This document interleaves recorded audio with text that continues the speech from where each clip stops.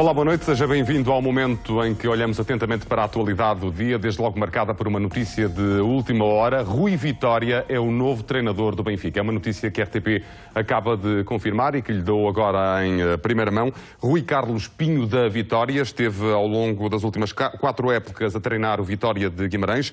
Ele já esteve na Luz entre 2004 e 2006, na altura treinou as camadas jovens, passou depois pelo Fátima e também pelo Passos de Ferreira. Como digo, estava há 4 anos a treinar o Vitória de Guimarães. Técnico e clube encarnado já chegaram a acordo, devem assinar o contrato ao longo das próximas horas ou até dias, o que pressupõe que Jorge Jesus saia da Luz, deixe o Benfica. É, como digo, uma notícia de última hora e que vamos desenvolver ao longo da noite informativa na RTP Informação. Hoje, no 3 pontos, vamos analisar o programa eleitoral da coligação apresentado já esta noite pelo PSD e CDS, mas também vamos olhar para a decisão do Supremo Tribunal Administrativo que suspendeu o processo de privatização da TAP. Olhamos ainda para a alegada existência de uma lista VIP também na ASAI, que já foi desmentida pelo Governo, e para a concessão do metro do Porto, que o PS quer que seja investigada pelo Ministério Público. Fazemos-lo hoje com a ajuda de Rui Moreira, Presidente da Câmara do Porto. Rui, boa noite. Começamos por este programa eleitoral da coligação que foi apresentado esta noite. São 9 garantias dadas pela coligação. Alguma das propostas o surpreendeu ou não há nada de novo? Não acho, não é surpreendente, também não era expectável que fosse surpreendente, é um programa de continuidade, estamos a falar numa maioria que está no poder, que quer ser reeleita e que quer dar continuidade às políticas que tem vindo a seguir, agora um pouco mais liberta das garras da Troika, digamos assim, mas não há nada que me surpreenda especialmente, não. Não vamos olhar para os 9 pontos e ponto a ponto, até porque é preciso depois esmiuçá-los com muito detalhe. Teríamos ter tempo para olhar para eles com detalhe, mas este crescimento que é garantido de 2 a 3% ao longo dos próximos 4 anos, parece-lhe viável? Eu espero que sim. Espero que sim, porque se de facto queremos criar emprego e também se fala na criação de emprego, eu tenho dito aqui que com crescimentos abaixo de 3% é muito difícil que uma economia crie emprego. Mas isto depende de circunstâncias que não são controláveis por parte do governo de um país, depende de um conjunto de fatores externos, depende da saúde da economia europeia, depende da saúde dos nossos principais clientes, depende de coisas como o preço do petróleo. Enfim, são coisas que são muito difíceis de garantir desta forma, são expectativas, naturalmente. Aliás, ao longo de toda a apresentação desta carta de garantias, como a coligação lhe chamou, foi dito em mais do que um momento, se as condições o permitirem. Portanto, exatamente. A coligação garante a eliminação da sobretaxa do IRS e os cortes na função pública de uma forma viável. Foi uma expressão que foi usada, mantendo os 20% ao ano. O PS fala em 40%. É essa a grande diferença entre os dois?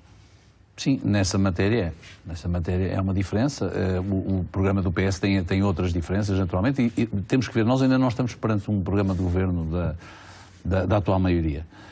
Ainda assim, o que mais me surpreende nos programas eleitorais, enfim, neste caso fala-se um pouco de acabar com algumas distorções territoriais que existem no país, mas questões como a descentralização, que tanto tem sido falada, ficam remetidas assim para um canto obscuro.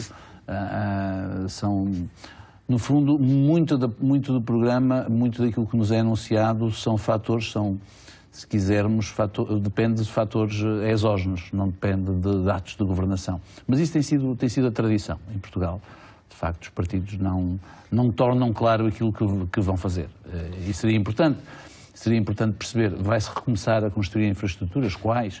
Enfim, são coisas que dizem mais respeito, se calhar, aos cidadãos no seu dia-a-dia do que algumas dessas medidas anunciadas. Nesta Carta de Garantias, a coligação afastou o cenário de obras faraónicas. Pois, mas ao mesmo tempo depende o que é que se chama obras faraónicas, com certeza que... Mas vão-se fazer infraestruturas e se fizerem, quais são os critérios? Qual é o desígnio que existe para fazer esses critérios? Não me parece absolutamente claro e espero que depois, em termos do programa, haja alguma coisa de mais concreto. Consagrar o limite à dívida pública na Constituição, faz sentido? Quer dizer, fazer sentido faz, mas mais uma vez, os alemães, esta é uma ideia querida dos alemães e querida de alguns europeus. À partida faz sentido, mas vejamos, se houver subitamente uma crise, como é que depois diz assim, agora temos um déficit, este déficit é anticonstitucional, o que é que fazemos? Então teríamos que dizer que, sendo inconstitucional, o que é que vamos fazer a seguir? Porque uma coisa é o déficit que resulta de investimento. Esse, de facto, o Governo pode travar o investimento, acelerar o investimento. Mas depois há um conjunto de despesas, por parte do Estado, que não são controláveis, porque já lá estão. É conta com o pessoal, se assim quisermos. Se subitamente houver uma quebra na cobrança de impostos, que pode resultar de uma crise económica, como é que se garante isso em termos constitucionais? Eu tenho alguma dúvida. Pode estar lá escrito na Constituição, mas também há muitas coisas na Constituição que não são cumpridas. Agora, haver um compromisso, esses compromissos também existem com a Europa, como sabemos, não é? E, no entanto, o Pacto de Estabilidade e Crescimento não tem sido incumprido. E não tem sido incumprido apenas pelos portugueses. França, os alemães foram os primeiros a incumpri-lo. Para termos uma ideia, a França incumpre todos os anos. Portanto, são boas intenções. Aliás, a questão deste tipo de programas é que vive muito das boas intenções e da gestão de expectativas relativamente àquilo que vai ser o mundo que nos rodeia. Teremos a oportunidade de falar sobre estas propostas, quer da coligação, quer do PS, ao longo dos próximos... Pelo menos começamos a perceber que há algumas diferenças, de facto, entre aquilo que são estas propostas. Qual é que lhe merece um sublinhado mais particular? A questão fiscal. Na questão fiscal há, de facto, opções diferentes, não é? O PS avançou... Falou na TSU, ainda que agora tenha recuado. Aqui estamos a falar na redução do IRC. Portanto, logo aqui temos diferenças muito concretas relativamente a essa matéria e temos a questão dos funcionários públicos, porque é diferente repor à razão de 20% ou repor à razão de 40%. Naturalmente é diferente, isso vai fazer a diferença na expectativa de um número importante de portugueses. Rui, outro dos assuntos do dia é a decisão do Supremo Tribunal Administrativo que suspendeu o processo de privatização da TAP. Eu pergunto se valerá zero se o Governo invocar, e já sabe que o vai fazer, o interesse público. O Governo vai invocar uma resolução fundamentada, vai invocar o interesse público e julgo que assim vai conseguir vencer essa tarefa, esse problema, esse sobressalto que tem agora. Coisa diferente é saber-se depois quais vão ser as propostas dos dois candidatos. Proximamente iremos saber. Até sexta-feira, às 5 da tarde. Até sexta-feira, e é possível que as coisas até não avancem por causa disso. Já percebi hoje, da parte do Secretário de Estado, nas declarações que fez, alguma contenção relativamente à sua expectativa. O Governo pediu propostas melhoradas. Pois, e portanto, quando o Governo pede propostas melhoradas é porque já está a fazer, de alguma maneira, a gestão do prejuízo para o caso das propostas não serem interessantes. Rui, hoje também a Associação Sindical dos Funcionários da ASAI denunciou ao alegado da existência de uma lista VIP também na ASAI. É verdade que o Governo já desmentiu, mas parece-lhe normal que tenha sido suspensa, por exemplo, uma inspeção de doces tradicionais Nova e Beja que deveria decorrer durante a visita de alguns políticos? Não me parece tradicional. Eu sei que algumas destas fiscalizações que são feitas a feiras e mercados tradicionais e tudo mais criam alguma comoção e tudo mais. Mas, ou bem que existem regras ou não existem. Portanto, não me parece normal, mas o Ministério já desmentiu, espero que não seja verdade. Há também a denúncia de uma reunião convocada pelo Secretário de Estado, Leonardo Matias, onde supostamente estiveram inspectores da ASAI, um agente económico a quem tinha sido encerrada uma das fábricas. Isto também não é normal? Ou parece-lhe mais razoável? Vamos lá ver, nós não conhecemos os contornos, Se há uma empresa que subitamente é encerrada pela ASAI e recorre ao Governo a pedir ajuda ou explicações, desde que reponha a legalidade, parece-me possível, perfeitamente possível, esse tipo de diplomacia. Não me parece extraordinário. Agora, é extraordinário se for por um caso isolado ou se for a pedido. São coisas diferentes. É legítimo que numa situação de subitamente uma fábrica fecha, coloca imediatamente um conjunto de problemas até do ponto de vista social. Mas à luz dos acontecimentos dos últimos meses, não ficava surpreendido se na próxima semana estivéssemos aqui a analisar a confirmação de uma suposta lista VIP também na ASAI? Esperemos que não. Rui Moreira, e este pedido do PS à Procuradoria-Geral da República para investigar alegados benefícios ilegítimos de 27 milhões de euros na concessão do metro do Porto, que situações são estas? A situação, eu já falei, enquanto Presidente de Câmara, falei no assunto há dias, à Comunicação Social, fiz uma conferência de imprensa sobre isto. A situação a nosso ver, bastante clara. Houve um concurso público. Esse concurso público tem um determinado caderno de encargos. Quando nós fizemos a avaliação do caderno de encargos, chegamos à conclusão, e dissemos-lo publicamente, que havia uma equação negativa. Ou seja, que a Câmara do Porto ponderou concorrer e não concorreu por causa disso. Aquilo que nós verificamos com alguma perplexidade, agora que é conhecido já, não todo, mas uma parte, já vamos conhecer, numa parte do contrato. Verificamos que o contrato assinado pelo consórcio, o contrato não reflete exatamente as condições do caderno de encargos. Ou seja, é um menu melhorado. O caderno de encargos tinha determinadas condições e o concurso, agora o contrato, é mais interessante para o privado para o futuro concessionário. Ou seja, se a Câmara do Porto tivesse conhecimento destas condições, podia ter efetivamente concorrido. Se fosse a Câmara do Porto, fosse qualquer outro, em princípio poderia concorrer. Eu sei que isto em Portugal tem sucedido bastantes vezes, em variadíssimas circunstâncias, havendo cadernos de encargos, depois as condições são melhoradas. O que é facto é que isto representa, em termos da concorrência, que é legítima, representa aqui há aqui um risco de não estar a ser cumprida a concorrência. Aquilo que acontece é que este contrato só é válido depois de passar pelo crivo do Tribunal de Contas. E como eu tenho dito, eu tenho muita consideração pelo Tribunal de Contas. Desde que sou autarca posso dizer que acho que o Tribunal de Contas é muito exigente, mas também muito competente. E, portanto, acho que aqui compete, acima de tudo, ao Tribunal de Contas avaliar desta circunstância, porque o Tribunal de Contas vai olhar para o caderno de encargos, vai olhar para o contrato. E se houver disparidades gritantes que de facto alterem esta função, com certeza que tomará ele próprio a iniciativa de não validar o contrato. Mas qual é a expectativa que o Rui Moreira, Presidente da Câmara do Porto, tem sobre isso? É que o Tribunal de Contas anule aquele contrato? Não, eu não tenho expectativa. A minha expectativa é que o Tribunal de Contas faça o seu trabalho. A última coisa que eu farei algum dia será pressionar um tribunal. Portanto, acho que devemos estar tranquilos, dizendo assim, a nossa democracia funciona, nós temos instrumentos de fiscalização, temos o Tribunal de Contas, que é um órgão que merece de todo respeito, que é extraordinariamente, como sabemos, extraordinariamente cuidadoso. E, portanto, se o Tribunal de Contas entender que o contrato, tal como está, cumpre as normas fundamentais do caderno de encargos, então que se faça a concessão. Se não entender assim, o Tribunal a ordenar que deixa suspenso, terá que ser aberto um novo concurso, porque são essas as regras.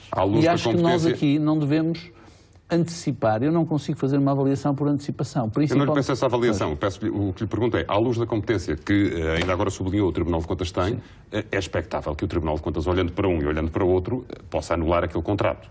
O que eu lhe pergunto é, se isso acontecer, se as condições do caderno de encargos forem alteradas, a Câmara de Porto pondera concorrer à concessão do metro do Porto? Repare, a partir daí terá que ser aberto um novo concurso. Não vejo como é que possa ser de outra forma. E nesse caso a Câmara de Porto poderá considerar essa hipótese? Ou então o contrato, mas ainda há outra hipótese, o contrato é ter que ser feito um novo contrato. Ou seja, haver relativamente a este contrato, o Tribunal de Contas dizer assim, relativamente a cláusulas A, B e C, tudo bem. Relativamente à cláusula X, Y e Z, não cumpre o caderno de encargos, tem que ser convertido, o contrato tem que ser convertido. Mas aí o consórcio pode não aceitar. O consórcio pode não aceitar, mas o consórcio também concorreu, deve saber com que linhas se cozeu, não é? Portanto, as contas foram feitas. Basicamente... Se a Câmara do Porto fez estas contas, um consórcio que tem lá os transportes municipais de Barcelona deve também saber fazer essas contas, com certeza. Nós basicamente estamos a falar de uma suposta indemnização compensatória que era desconhecida. Não é o caso da indemnização compensatória, que é um caso... A indemnização compensatória não é importante, não é relevante neste caso. O que é relevante neste caso são condições, alterações profundas. Um caso simples, no caso do metro do Porto. Como se sabe, pelo menos as pessoas que vivem no Porto, ou nas proximidades, ou que vêm cá, o nosso metro não tem torniquetes. O nosso metro, a fiscalização relativamente à bilhete é feita por fiscais. E, portanto, as pessoas entram e saem no metro sem torniquetes, ao contrário do metro de Lisboa.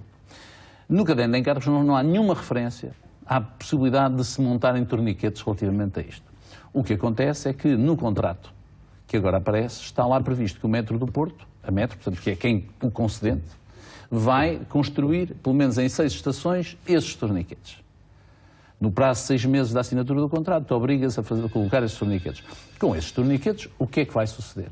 O que vai suceder é que vai haver, provavelmente, mais bilhética. E porquê mais bilhética? Porque calcula-se que há cerca de 15% de fraude.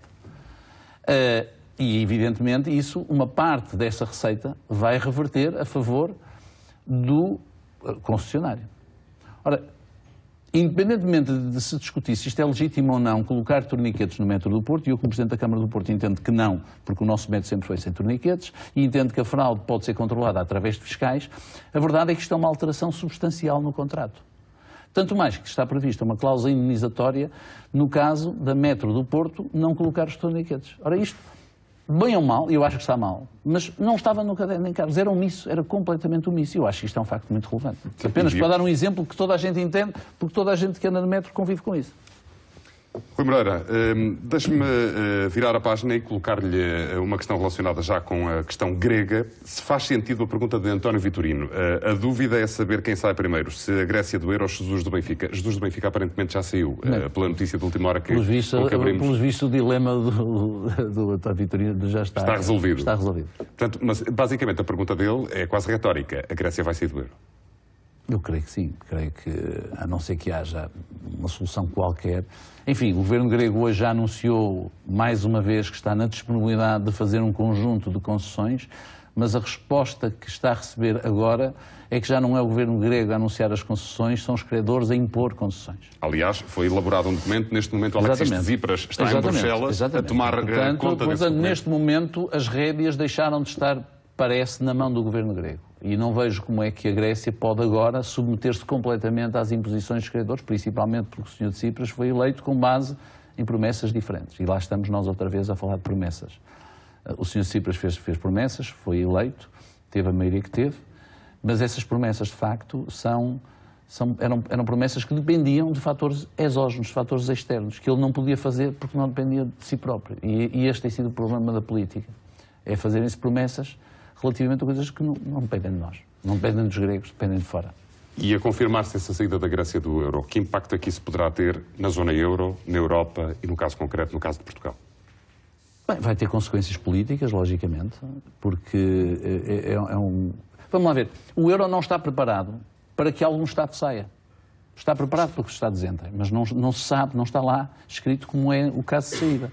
E, portanto, nós estamos a entrar num território desconhecido, numa zona de penumbra ou de nevoeiro profundo em que não sabemos o que é que vai suceder. Agora, objetivamente, para a economia europeia é mau, para o euro é péssimo. É péssimo, portanto, é porque é o princípio da casa comum se começar a desboroar. A construção europeia, nunca nenhum Estado saiu da Comunidade Económica Europeia ou agora da União Europeia. Nunca saiu. E da mesma maneira nunca nenhum saiu da moeda única. E imaginava-se que outros pudessem vir a aderir, nomeadamente a Dinamarca terá referendo, salvo erro, para o próximo ano, em que se admitia que era o engrossar, ou seja, o fortalecer do euro. Desaparecer um Estado, mesmo com os problemas que o Estado grego tem, coloca-nos a nós todos uma situação de grande risco, naturalmente, porque é um pouco a estrutura e a estratégia de um modelo que está posto em causa. E até que ponto é que essas ondas de choque podem afetar Portugal? Não sei, é muito difícil prever. Julgo que neste momento, relativamente a Portugal, essa situação não se coloca. Nós não estamos ainda nessa posição, mas objetivamente o que podemos encontrar aqui podem ser, já não estamos a falar nos credores europeus, mas nos credores fora da Europa, que quando perceberem que se deixou cair a Grécia, que comecem a olhar também eles com maior desconfiança para todos os países da zona euro, nomeadamente para Portugal, e podemos juntar aqui Itália e Espanha, e isso é preocupante. Que o escrutínio aumente. Exatamente, porque não podemos esquecer de quem é que detém essa dívida. Em muitos casos são, por exemplo, os chineses, e com certeza os chineses irão olhar e dizer assim, bom, se há aqui um default da Grécia, o que é que vai acontecer com Portugal? O que é que vai acontecer com a Itália? O que é que vai acontecer com a França? Com o déficit que tem. E isso é mau, é muito mau. Virando a página, surpreendeu a demissão de Blatter 4 dias depois de ter sido reeleito Presidente da FIFA? A mim o que me surpreendeu foi a eleição dele. Depois daquilo que se sabia, era praticamente impensável que o Sr. Blatter... Vamos lá ver, descobriu-se que a FIFA era mais ou menos uma casa de batotas. Não é? E, portanto, estava a precisar de um tratamento de choque. Não parecia que o Sr. Blatter fosse a pessoa certa para resolver essa questão. Parecia-me a mim que, naquela circunstância, naquele momento em que é criada aquela circunstância na Suíça, através de denúncias internas, ainda por cima, portanto, com traficância de perdões, é o que cheira, o que era mais razoável era pensar que todo aquele ato ia ser suspenso. Que aqueles senhores todos que lá estavam iriam ter o bom senso de dizer, vamos lá parar um bocadinho, vamos pensar, vamos deixar parar as ondas de choque. Não fizeram, o Sr. Blatter foi eleito. Agora, porquê é que o Sr. Blatter agora se demite? Não sabemos, vamos ver. Mas pode ter-se dado o caso de ter percebido que o foco principal da suspeita das autoridades norte-americanas? Pode ter sido isso, ou pode ter inclusive negociado um perdão, nós não sabemos as circunstâncias. O que é estranho e a declaração dele deixa muitas dúvidas, não se compreende muito bem, porque é que passado 4 dias. Tem que ter havido algum fator superveniente. Esse iremos saber agora, com certeza, nas próximas semanas, mas isto só demonstra que o futebol é uma indústria que está doente. E não é apenas a FIFA. Há muitos problemas no futebol que se vão adensando e de facto, percebe-se que havia aqui, há muitos anos que havia aqui traficância, portanto havia tráfico de influências e a corrupção inerente. E foi preciso ser os americanos a investigar, o que é curioso. E agora a FIFA pode cair nos braços de Michel Platini ou não? Espero que não. Porque entre o Sr. Platini e o Sr. Blatter, venha o diabo e escolha. Acredita numa eventual candidatura do Luís Figo e que possa ter pernas para andar? Não, mas há outro, há um príncipe jordano, salvo erro, que pode concorrer. Eu não tenho acompanhado, confesso, estas questões do futebol, mas admito que agora tenha que haver aqui algum tempo para repensar. E espero que a FIFA venha a ser presidida por alguém com experiência na gestão associativa. E, portanto, sem nenhum desprimor para o Luís Figo, também não lhe vejo neste momento que ele tenha este conhecimento, porque acho que para ele pode ser perigoso, porque ele pode entrar num ninho de víboras e não estar habituado a lidar com elas com o pau que é preciso. E porque é de desporto que estamos a falar, vou pedir-lhe também um comentário de uma notícia que vou desenvolver no imediato, é que Rui Vitória é o novo treinador do Benfica. A RTP apurou que Luís Filipe Vieira chegou esta tarde a acordo com o técnico que orientou a Vitória de Guimarães ao longo das últimas 4 épocas para suceder a Jorge Jesus no comando técnico do Benfica. Confirmada que está a notícia da contratação de Rui Vitória, o presidente do Sporting, Bruno de Carvalho, está a fazer todos os esforços para ter Jorge Jesus como técnico do Sporting. Esta é, como digo, uma notícia de última hora. Rui Vitória tem 45 anos, passou as últimas 4 épocas em Guimarães, depois de ter passado por Fátima e pelo Passos de Ferreira e ter treinado as camadas jovens do Benfica. Rui Moreira é um homem que segue atentamente o desporto. Esta notícia surpreende? Não, a saída de Jesus do Benfica parecia mais ou menos um facto consumado. Já há alguns dias, pelo menos, que se percebia que não havia um acordo. E, portanto, não havendo acordo, era normal que Jorge Jesus... Mas não é surpreendente que atravesse para o outro lado da segunda circular? Isso acho menos prudente anunciar neste momento qual é a minha opinião, porque não acredito. Não me parece muito provável que Jorge Jesus vá para o Sporting. Jorge Jesus sabia-se que tinha um contrato milionário com o Benfica. Com certeza que o Benfica tentou reduzir as suas condições, porque também reduziu o custo do plantel, porque foi forçado a fazê-lo, como todos os clubes têm que o fazer eventualmente. Agora, não sei se o Sporting terá em condições de pagar aquilo que são as expectativas de Jorge Jesus. Portanto, eu via mais Jorge Jesus a tentar uma aventura europeia, mas é apenas uma questão de palpite.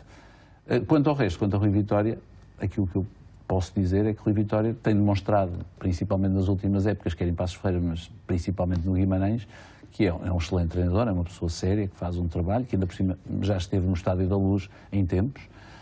E, portanto, o Guimarães perde um grande Vitória. O Vitória de Guimarães perde um grande Vitória e o Benfica abre um novo ciclo. Agora, vai ser muito difícil suceder a Jorge Jesus, porque Jorge Jesus conseguiu, apesar de tudo, apesar de nem sempre ter conseguiu resultados e conseguiu 2 campeonatos sucessivos e, portanto, é uma herança que se carrega pesada nos ombros. Mas o Rui Vitória é uma pessoa por quem eu tenho muito apreço. Fica a faltar esse dado de equação, que é quem vai substituir o Rui Vitória no Vitória de Guimarães. Rui Moreira, muito obrigado por ter vindo ao 3 Pontos e sublinho essa notícia de última hora de que o Benfica chegou a acordo com Rui Vitória, que vai treinar a equipa encarnada. Ainda não se conhecem os detalhes do contrato, que deverá ser assinado nas próximas horas ou até dias, sendo que o acordo alcançado entre Luís Filipe Vieira e Rui Vitória foi alcançado esta tarde. É uma notícia que a RTP vai desenvolver ao longo da jornada informativa, ao longo da noite informativa de hoje na RTP Informação.